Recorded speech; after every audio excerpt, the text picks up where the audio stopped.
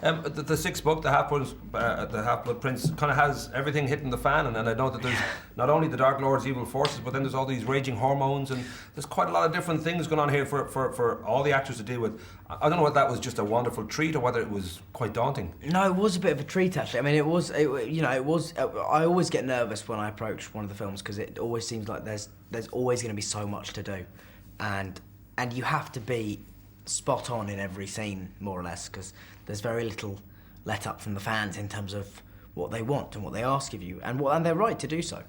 Because, we've been doing this 10 years now, we should be good at it. And we are, and I think we're very, very proficient. Particularly, since David's come on, the standards have just, particularly performance-wise, have gone up, no end, I think. I think in this, this film is a harder book to make into a film because it's the sixth book is in many ways is a lead up to the seventh. However, I think what David did brilliantly was to really bring out the comedy of the book, which all the romance stuff is very, very funny. Particularly all the stuff between Ron and Lavender genuinely makes me laugh, and I've never been really like, there's not many jokes in Harry Potter films will really make me laugh. But Rupert doing that, and also Rupert doing what I'm now referring to as his Buster Keaton bit on the broomstick, where, I mean, he's just brilliant at all that stuff. There is that sense now that you say 10 years, it's half your life, and you're now on the Deathly Hallows, and that will be out in November 2010 and the second part in July 2011. It's kind of like the end. I don't know whether you kind of brace yourself for the notion that it will be goodbye. This is the last time you're going to start a film. This is the last time you'll go through the process. Yeah. And I don't know whether there's a part of you is almost, a little bit of kind of a mixed emotion, but dread, I'm sure, as well. It'll be a totally different life when you finish. It will be. I mean, also, it will be very strange. Very strange. I mean, I can't accurately predict how I'll react to not having it anymore.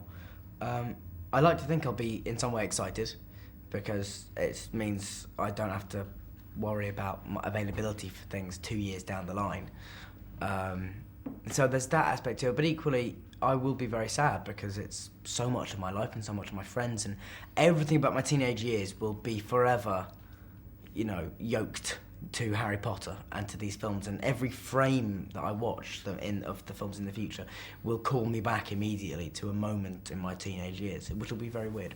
That notion at the beginning of the movie, Harry has the kind of rare experience where this rather attractive young waitress, Elarica Gallagher, I think. Elarica, yeah. Yeah, I think her phone number actually. She's a ragingly good-looking woman.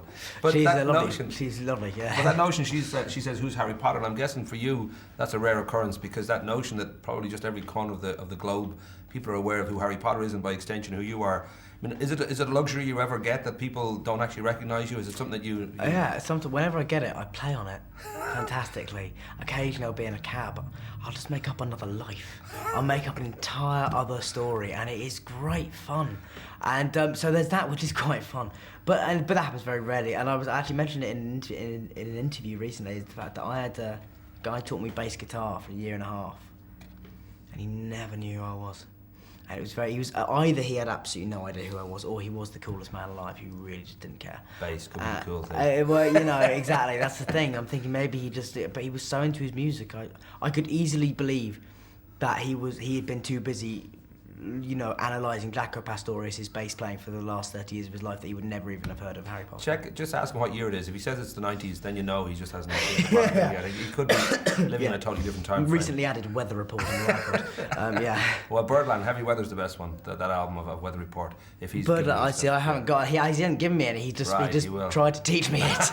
I was I should say that the one thing Dumbledore says as well in this is that there's no light without the dark, and that sense that for you and for Rupert and for Emma, it's been a huge amount of light given the life that you've had on the back of this, a huge amount of attention, but also I'm guessing a lot of joy just making these films and seeing the effect you have on people. But I'm guessing there has to be a little bit of dark as well. I don't know whether that's sort of just the hard work involved, whether there's a side to it that that fame brings a certain degree of like difficulty because you just can't have a life that is private. There is a certain amount of that, and it is a very and it's a fine line to also talk about it in interviews, because by the same token, a lot of people that will be watching this, the last thing they want to see is a celebrity whinging. Everyone hates that. I hate that. There are tricky moments, and you do sometimes find yourself in situations which you would not be in were it not for being in Harry Potter or being famous or whatever, but all of that is so outweighed by the joy of being on set. Because the premieres and stuff, that's all something else. That's, for me, it's fine and it's fun and weird and mad, but it's just a thing.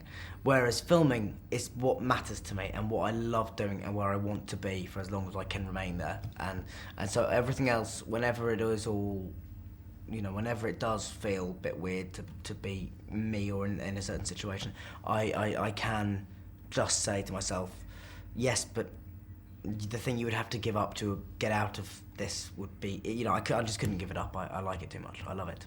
Rock and roll. I'll be giving the friendly finger. Very nice to talk to you, Thank you very much indeed, sir. Thank you very much, dude. Have you got plans for your birthday?